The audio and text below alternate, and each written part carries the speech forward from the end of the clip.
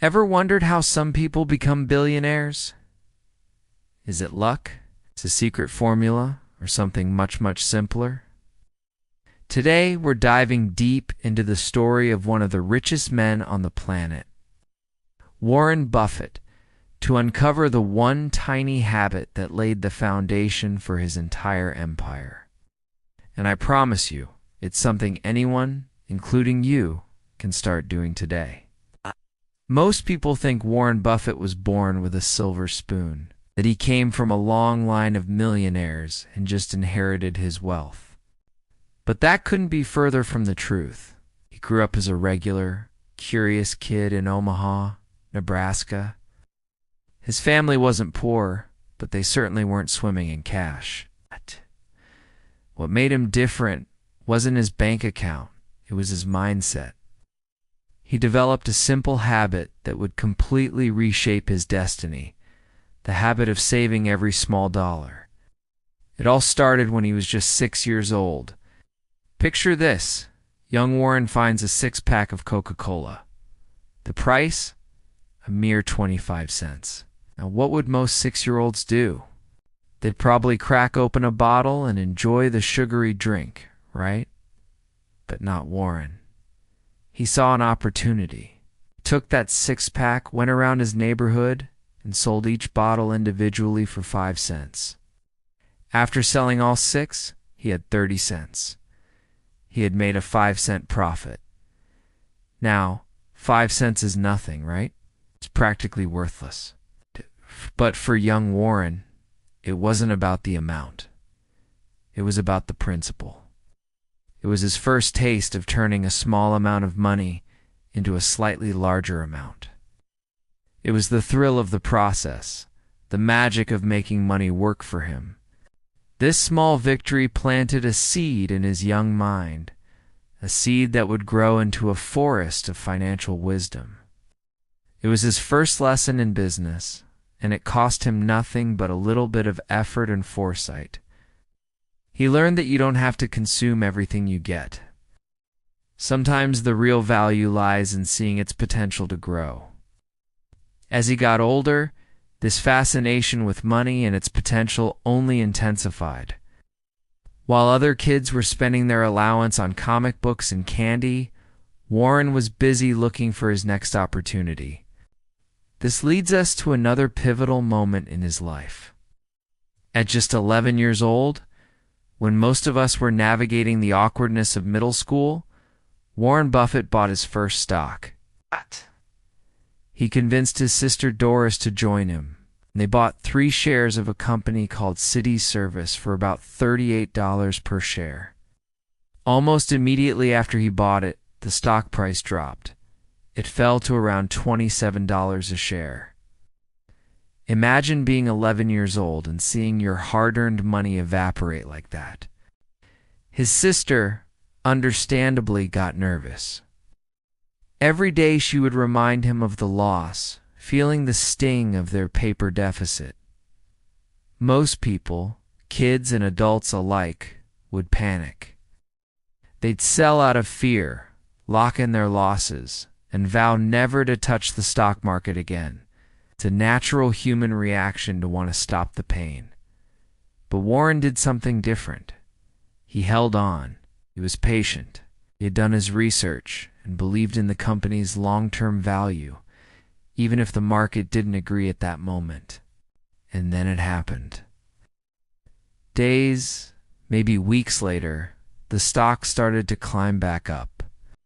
When it hit $40 a share, he sold. He made a small profit, about $5 for their total investment. He was relieved to have made his money back and then some, especially to quiet his sister's worries. But here's the kicker. Short time after he sold that same stock, City Service skyrocketed to over $200 a share. If he had just held on a little longer, that small investment would have multiplied many, many times over. This experience taught him to life-changing lessons. The first, and the one he often talks about, is the pain of selling a good company too early. But the second, an arguably more profound lesson for his future success was this: money grows for people who are patient. He saw firsthand how fear and impatience could lead you to make a small profit, while patience and conviction could lead to a massive one. The market fluctuates. Prices go up and prices go down. Panicking is the surest way to lose. But if you have faith in what you've invested in and the patience to wait, you give your money the time it needs to truly grow. From that moment on, his philosophy was cemented. While his friends were spending their money on all the things kids want, toys, movies, snacks, and fun, Warren was on a different path. He was saving and saving and saving. He delivered newspapers, sold golf balls, and ran a pinball machine business. With every dollar he earned, a significant portion was set aside. He wasn't depriving himself for the sake of it. He was making a conscious choice. He was delaying gratification. He understood a fundamental truth that most people miss. He wasn't trying to look rich. He was trying to become rich. There's a huge difference between the two. Looking rich is about spending. It's about a fancy car, designer clothes, expensive dinners. It's about signaling to the world that you have money. But becoming rich is about owning. It's about acquiring assets that generate more money. It's about your net worth, not your monthly expenses.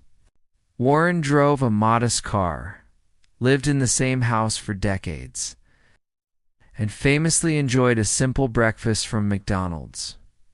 He wasn't interested in the trappings of wealth. He was interested in the engine of wealth, compounding. Year after year, his small savings started to pile up. A few dollars here, a few dollars there. It didn't seem like much at first. But then he started putting that money to work. Those small savings became investments. A stock here, a small business there. And because of the lessons he learned as a boy, he was patient. He let those investments sit. He let them grow. And slowly but surely, the magic of compounding began to take effect. His investments started generating returns, and he reinvested those returns to buy more assets. It's like planting a tree. First, it's just a tiny seed. For a long time, it seems like nothing is happening, but underground roots are growing. And then a small sprout appears. Years go by, and that sprout becomes a sapling, and then a tree. Decades later, you have a massive oak that provides shade and seeds of its own. Warren's childhood habit of saving was the seed. His patience was the water and sunlight. Time did the rest. Those small investments became bigger investments. And those bigger investments compounded over a lifetime. Turned that curious boy from Omaha into one of the richest and most respected investors in the history of the world. So what's the moral of this incredible story? What can we regular people without a time machine to start investing at age 11 take away from this? It's beautifully simple. You don't need a six-figure income to build wealth. You don't need a rich background or a fancy degree from an Ivy League school. All you need is the discipline to manage the money you have right now. It starts with the same habit Warren Buffett cultivated as a 6-year-old, saving. Look at your own finances. Can you save a little today? Maybe it's skipping that daily expensive coffee. Maybe it's cooking at home instead of ordering takeout. Maybe it's canceling a subscription you don't use. It doesn't have to be a huge amount. Just start. Save that first dollar, then save the next. Make it a habit. Once you have a little saved, you can take the next step. Invest a little tomorrow. You don't have to be an expert. You can start with simple, low-cost index funds that track the whole market. The key is to get your money out of a savings account where it's losing value to inflation and into an asset that has the potential to grow. And then comes the hardest part: Be patient. Just like Warren watching his first stock drop, there will be times when the market is scary. Your portfolio will go down. It's guaranteed. This is where most people fail. They panic and sell at the bottom. But if you remember the lesson of Warren Buffett, you'll know that time is your greatest ally. Stay the course. Let your investments compound. Let time grow your future. It's not a get-rich-quick scheme. It's a get-rich-slowly but surely plan. It's a journey of 1,000 miles that begins with a single step, or in this case, a billionaire's journey that can start with your next dollar saved. The power to change your financial future is not in some lottery ticket or risky bet. It's in the small, consistent habits you build today. It's just like Warren Buffett. Thanks so much for watching. If this story inspired you, hit that like button and subscribe for more content to help you build a wealthier life. Let me know in the comments what small saving habit you're going to start today. See you in the next video.